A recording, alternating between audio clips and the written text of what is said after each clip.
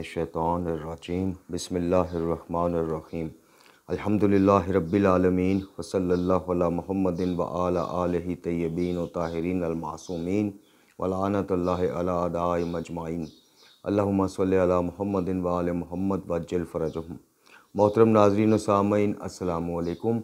आज की नई वीडियो के साथ हाज़िर खिदमत है और आज की हमारी वीडियो सहीफ़ा कामला सीरीज़ के उन्वान से है। और आज जो इमाम की हम दुआ आपकी खिदमत में पेश करेंगे, जिसको तस्बीह के सिलसिले में इमाम पढ़ा करते थे, और इस दुआ के जब तर्जुमे को आपकी खिदमत में पेश करेंगे तो आपको बताएंगे कि जनाब सैयदुल साजिदीन इमाम अली ज़ैनुल आबिदीन अलैहिस्सलाम ने अपने एक सहाबी को इस दुआ की फ़जीलत में क्या कहा और इस दुआ के ज़रिए किस चीज़ की ज़मानत दी इमाम ने। तो ये भी इंशाअल्लाह आपकी खिदमत में आज की वीडियो में पेश करेंगे। लेकिन उससे पहले आपसे इल्तमास है कि मोहतरम नाज़रीन व सामईन, आप देख रहे हैं सोशल मीडिया में, ख़ासकर यूट्यूब जितने भी चैनल्स मौजूद हैं, उसमें तौहीदी अफ़कार पर मुबनी जो आइमा की तालीमात हैं या बिदात और खुराफात के ख़िलाफ़ जो एक इल्मी जिहाद है, उसके ज़िमन में कितना काम हो रहा है, कितने चैनल मुतहरक हैं इस सिलसिले में, ये सारी चीज़ें आपके सामने हैं। तो गुजारिश ये करना थी कि हम अपने पहले दिन से यूट्यूब पर जब से ये चैनल बना है, पहली वीडियो से हमारी ये कोशिश है कि कौम के नौजवानों के सामने और अपने बाकी बरादरान मुस्लिमीन के सामने मकतब जाफ़रिया का वो चेहरा पेश करें जो कुरानी चेहरा है, जी, जो मुस्तफ़ाई चेहरा है सल्लल्लाहु अलैहि वसल्लम, जो अलवी चेहरा है, जो हसनी और हुसैनी चेहरा है, और जो साजिदी चेहरा है, ज़ैनुल आबिदीन अलैहिस्सलाम का चेहरा है। और बिदात और खुराफात जिनको अकायद के नाम पर और उन रसूमात को जिनको अकीदे का हिस्सा बनाकर मकतब जाफ़रिया की तरफ से पेश किया जाता है, दर हकीकत जिनका दूर दूर तक इस मकतब से कोई वास्ता नहीं, उनके ख़िलाफ़ नौजवानों को अवेयर किया जाए, मोमिनीन तक, मुस्लिमीन तक बताया जाए, ये पैगाम पहुँचाया जाए कि इन चीज़ों का मकतब से कोई ताल्लुक़ नहीं है, इन चीज़ों का कुरान से कोई ताल्लुक़ नहीं है, इन चीज़ों का अहले बैत अलैहिस्सलाम की रविश से, उनकी सीरत से, उनकी सुन्नत से कोई ताल्लुक़ नहीं है, जिसमें सीधी सीधी जो सबसे बुनियादी चीज़ है वो तौहीद है। तौहीद के बारे में, तौहीद के ज़िमन में अगर मैं गुफ्तगू करूँ और जितनी मुझ खाकसार की नाचीज़ की रिसर्च है, अगर वो उसका मैं ख़ुलासा पेश करूँ, तो आज आपने देखा है कि जो तौहीद की बाबत बात करें या अल्लाह ताला के अलावा किसी से मांगने को बुरा समझें या इसको गलत कहें, तो फ़ौरन एक सवाल आप अगले से करते हैं और एक फ़िरके, मखसूस फ़िरके का नाम लेके कहा जाता है कि जी आपका उससे ताल्लुक़ तो नहीं है। चले मैं बात को वाज़ह कर देता हूँ, खुल के कर देता हूँ कि फ़ौरन पूछा जाता है कि जनाब आप बरादरान अहले हदीस में से तो नहीं है, या उर्फ़ में जो कहा जाता है कि वहाबी तो नहीं है। मकतब अहले बैत अलैहिस्सलाम की जो तालीमात हैं और जो आइमा तहार की सुन्नतें और सीरतें हैं, उनको पढ़ने के बाद आप यकीन करें, अगर आज वो मकतब जो कुरान ने पेश किया और जिसका अमली नमूना मासूमीन अलैहिस्सलाम ने पेश किया, अगर आज वो अपनी उन तालीमात, खालिस तालीमात के सामने, लोगों के सामने पेश किया जाए, तो यकीन करें कि आज लोग ये ना कहें कि यार तुम वहाबी तो नहीं हो, बल्कि लोग ये कहें कि तुम शिया तो नहीं हो, अली वाले तो नहीं हो। चूँकि इमामुल मुवाहिदीन बादज़ नबी खुदा सल्लल्लाहु अलैहि वसल्लम, इमामुल मुवाहिदीन यानी मौला कायनात अली इब्न अबी तालिब अलैहिस्सलाम और बिलखसूस और बाकी तमाम मासूमीन तौहीद के मामले में, अल्लाह रब्बुल इज़्ज़त के हक़ के मामले में इतने कि वो सेंसिटिव हैं, इतने कि कॉन्शियस रहते थे कि उन्होंने गुंजाइश ही कोई नहीं छोड़ी है। जब आप मकतब का ख़ुद मुताला करेंगे और मोतबर और मुस्तनद अहादीस और रवायात का मुताला करेंगे, और मैं कहता हूँ आप ज़्यादा डेप्थ में ना भी जाएँ, आप कुरान के बाद मैं हमेशा दावत देता हूँ कि नहजुल बलागा और सहीफ़ा कामला, कुरान के बाद ये दो ऐसी तारीख़ी कुतब हैं मकतब जाफ़रिया के हवाले से कि जिनके ऊपर कमोबेश तमाम उसका मकतब के बुज़ुर्गान का, फ़ुक़हा का इजमा है, इसके मुस्तनद होने में किसी को कोई शक नहीं है। ख़ुसूसन सहीफ़ा कामला की दुआएँ 3 इमामों से नकल और रवायत शुदा हैं। तो अगर आप ज़्यादा गहराइयों में नहीं भी जाना चाहते, तो आप सहीफ़ा कामला का अगर मुताला कर लें, नहजुल बलागा के खुतबात का मुताला कर लें, तो आपको समझ आ जाएगी कि मासूमीन अलैहिस्सलाम ने तो कोई गुंजाइश छोड़ी नहीं थी इन बिदअतों और खुराफाती और रसूमाती मकतब की, कोई गुंजाइश ही नहीं छोड़ी, कोई दरवाज़ा खुला नहीं छोड़ा। तो ये आज क्या हाल हो गया। तो इस ज़िमन आपसे गुजारिश है कि इन चीज़ों के बारे में ख़ुद भी अवेयर हों और अपने दोस्तान को भी अवेयर करें, अपनी फैमिलियों को अवेयर करें और उनको बताएं कि पूरे नहजुल बलागा और पूरे सहीफ़ा सजादिया का आप बार बार मुताला करें, आप बार बार मुताला करें। आपको अल्लाह के अलावा हाजतें पूरी करने वाला, अल्लाह के अलावा रिज़्क़ देने वाला, अल्लाह के अलावा परेशानियों को दफ़ा करने वाला, जी अल्लाह के अलावा औलाद देने वाला कोई भी नहीं मिलेगा। मासूमीन अलैहिस्सलाम के किसी फ़र्द ने भी, किसी एक इमाम ने भी अपने से पहले गुज़र जाने वाले इमाम से डायरेक्ट कुछ भी नहीं मांगा, ना बिल वास्ता कोई इस तरह की जिस तरह की दुआएं या काशिफुल कर्ब वाली दुआएं और दूसरी तीसरी, बल्कि आप मासूमीन अलैहिस्सलाम की तालीमात का मुताला करेंगे तो आपको पता चलेगा कि जब भी किसी मासूम ने किसी को वजीफ़ा को विर्द को तस्बीह बताई है तो कभी इमाम रज़ा अलैहिस्सलाम से मंसूब रवायत आपको नज़र आएगी कि मेरे बाबा जान ने मुझे ख्वाब में कहा कि बेटा जब सख्तियों में घिर जाओ तो या रऊफ़ हो या रहीम पढ़ो। कोई मासूम आपको कहता नज़र आएगा कि ला हौला वला कुव्वता इल्ला बिल्लाहिल अलिय्युल अज़ीम 99 गमों का इलाज है। जी कोई आपको या हय्यो या क़य्यूम बिरहमतिक अस्तगीस इसकी तरफ मुतवज्जो करता नज़र आएगा। और सहीफ़ा सजादिया की जो आज दुआया तस्बीह आपकी खिदमत में पेश की जाएगी, ये तो फिर जो है दरवाज़ा ही बंद कर देगी। और अभी भी अगर हम लोग ना समझें और इन गालियों को सपोर्ट करने वाले जो हमारे मकतब के अंदर मामा पोश हैं, जी जब वो उनकी मजबूरी है, अपने आप को शिया कहलवाना है, मजलिसें पढ़नी हैं, चंदे लेने हैं, फैसिलिटीज़ लेनी हैं, मोमिनीन किसी के ज़िम्मे गाड़ियाँ लगानी हैं, किसी के ज़िम्मे, अब उनकी मजबूरी सहीफ़ा कामला को बरमला वो हाथ नहीं उससे उठा सकते, दस्तबरदार नहीं हो सकते, तो फिर आपको वो एक नया चूरन बेचेंगे कि जी ये इमाम की जो इनकसारी वाली दुआएँ इनके एक बातनी मतलब भी हैं।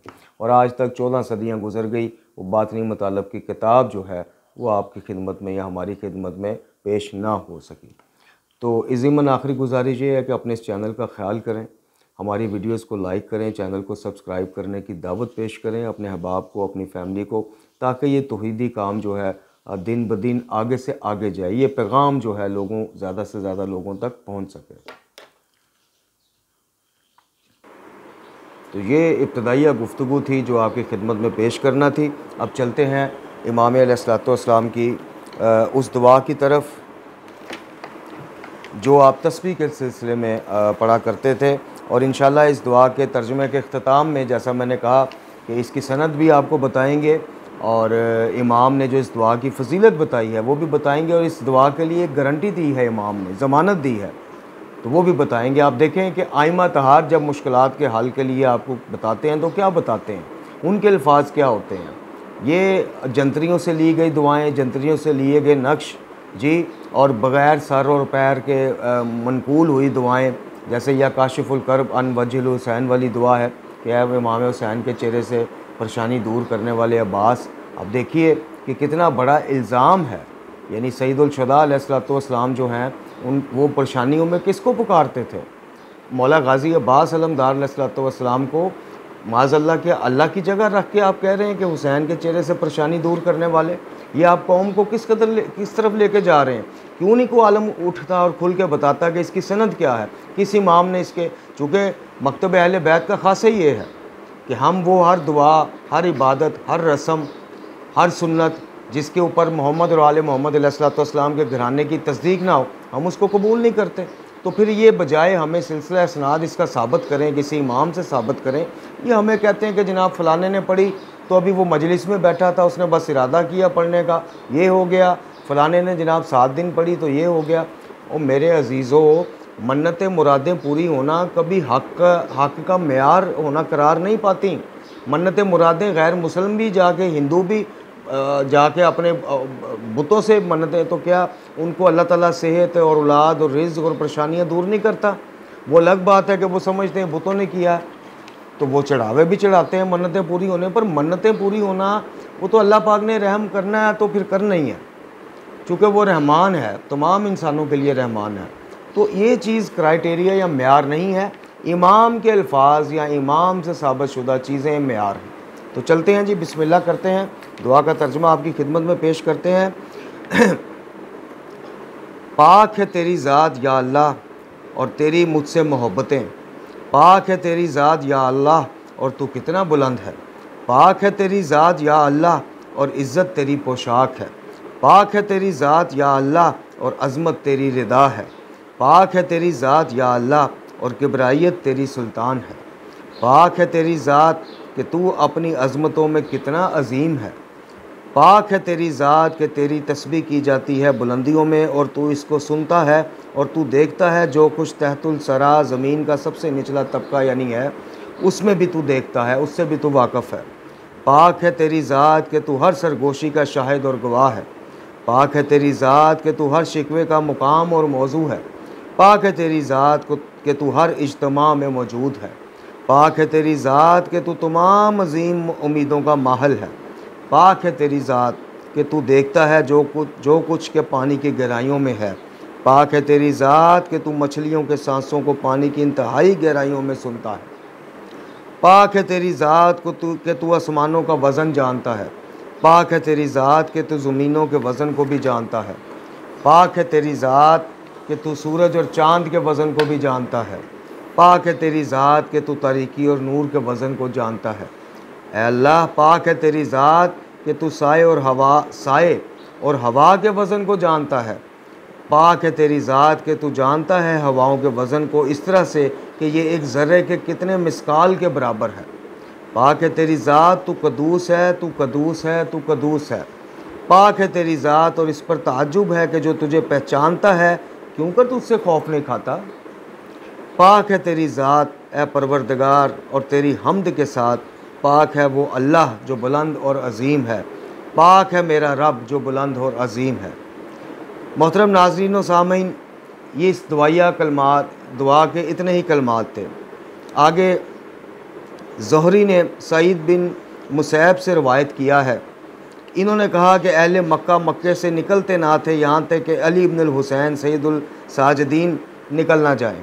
बस वो निकले और मैं इनके साथ निकला। फिर किसी मंजिल पर वो उतरे और इमाम सज्जाद अलैहिस्सलाम ने 2 रकात नमाज़ पढ़ी और अपने सजदों में इस तस्बीह को पढ़ा जिसका तर्जुमा आपकी खिदमत में पेश किया गया। कोई दरख्त सईद इब्न मुसीब कहते हैं कि कोई दरख्त कोई ज़मीन का ज़र्रा ऐसा ना था जो इमाम के साथ ये तस्बीह ना पढ़ रहा हो। बस हम डर गए, यानी जब ज़र्रात और दरख्तों में से भी आवाज़ें आना शुरू हुई और उनको महसूस हुआ कि ये दरख्त तो ये ज़र्रात ये सारे इमाम के साथ अल्लाह की हम्द में मसरूफ़ हैं, तो वो कहते हैं कि हम डर गए। फिर इमाम ने अपने सर को सजदे से बुलंद किया, बस इरशाद फरमाया कि ए सईद, क्या तू डर गया था?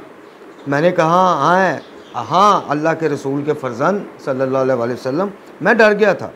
बस इरशाद फरमाया कि ये तस्बीह आज़म है और मुझसे मेरे वालिद माजिद जनाब सैयदुल शुहदा हुसैन इब्न अली ने और हुसैन इब्न अली ने अपने वालिद माजिद जनाब अली मुर्तज़ा अलैहिस्सलाम से और उन्होंने जनाब रसूलुल्लाह सल्लल्लाहु अलैहि वसल्लम आका दो जहां से रवायत किया है इस तस्बीह को।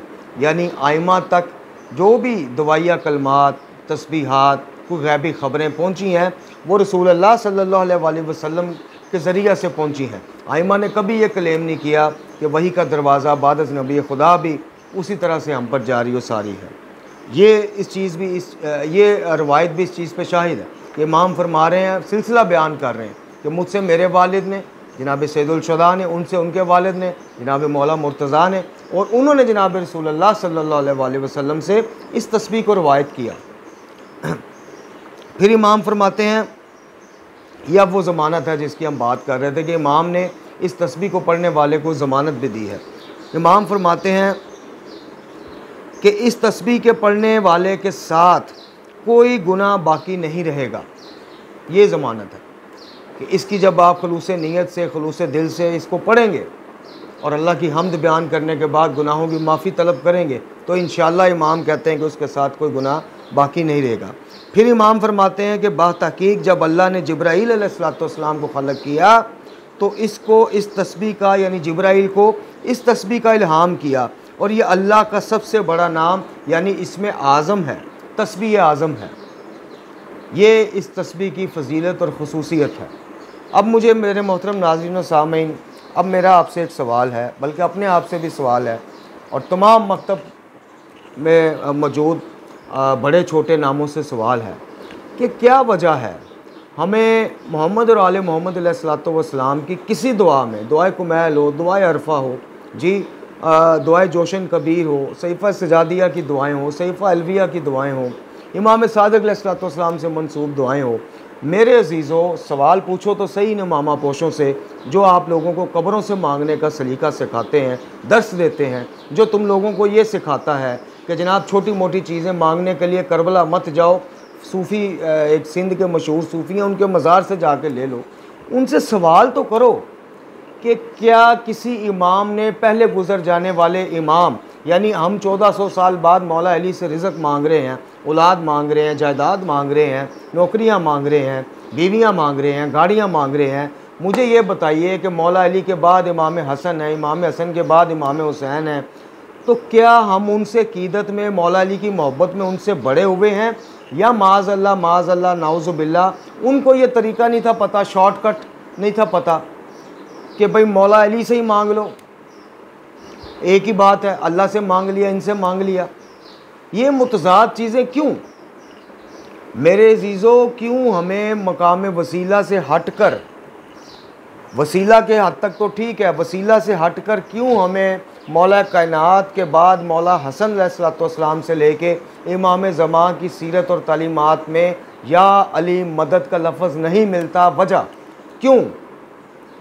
और देखिए, फिर ये धोखा देते हैं बातनी मतलब का, फिर ये फ़लसफ़ों की मदद लेते हैं, फिर ये कहते हैं कि जी मासूम के कलाम को समझना और उसकी गहराई में जाना जो है वो हर किसी के बस की बात नहीं है, मुख्तलिफ़ मायनी होते हैं, मुख्तलिफ़ मतालिब।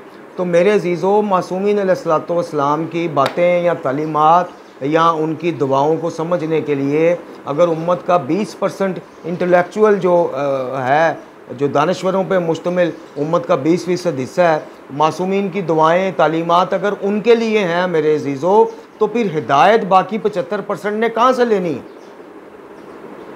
ये धोखा कैसा धोखा है? अगर सहीफ़ा कामला की दुआओं के बातनी मुतालब हैं जिनको मेरे जैसा कम इल्म नहीं समझ सकता, तो फिर मुझ जैसा कम इल्म हिदायत इमाम सज्जाद से कैसे लेगा? मेरा तो IQ लेवल फिर इतना है नहीं। तो मालूम हुआ कि मासूमीन अलैहिस्सलातु वस्सलाम की तालीमात इतनी वाज़िया, सहल, आसान फ़हम है कि मुझ जैसा नाक़िसुल अक़ल भी अगर इनसे रहनुमाई लेना चाहे तो ले सकता है। किसी मासूम ने आज तक क्यों या अली मदद का इस तरह से वो नहीं किया कि डायरेक्ट अल्लाह का वलायत तकवीनी के तहत अल्लाह के इख्तियारात में तफवीज़ का हक़ चूँकि मौला अली को मिला हुआ था, तो ये बात 14 सदियों बाद हम लोगों को समझ आ रही है, शेखियत के मानने वाले यानी शेख अहमद ईसाई के शागिर्दों को समझ आ रही है, मासूमीन को नहीं समझती, सैयद सजाद को नहीं समझती। माज़अल्लाह इन चीज़ों पे गौर कीजिए, इस पैगाम को आम कीजिए। तौहीद के लिए मैंने अक्सर आपको अर्ज़ की है, तौहीद के लिए जितनी अक़ल व दानिश और मार्फत की ज़रूरत है तौहीद को समझने के लिए, उतनी अल्लाह रब्बुल इज़्ज़त ने सबको दी है। जिनको नहीं दी उनसे हिसाब भी कोई नहीं, यानी मजनून या दीवाना बेचारा, उससे हिसाब भी कोई नहीं, बाज़ पुरस भी कोई नहीं। लेकिन जिनको दी है तो कम अज़ कम इतनी ज़रूर दी है कि वो पहचान जाएँ कि खालिक और मखलूक कभी बराबर नहीं हो सकती। तो ये पैगाम है सहीफ़ा कामला का, यही पैगाम नहजुल बलागा का है, यही पैगाम कुरान का है, और यही पैगाम मोहम्मद और आले मोहम्मद अलैहिस्सलातु वस्सलाम के फ़रमान का है।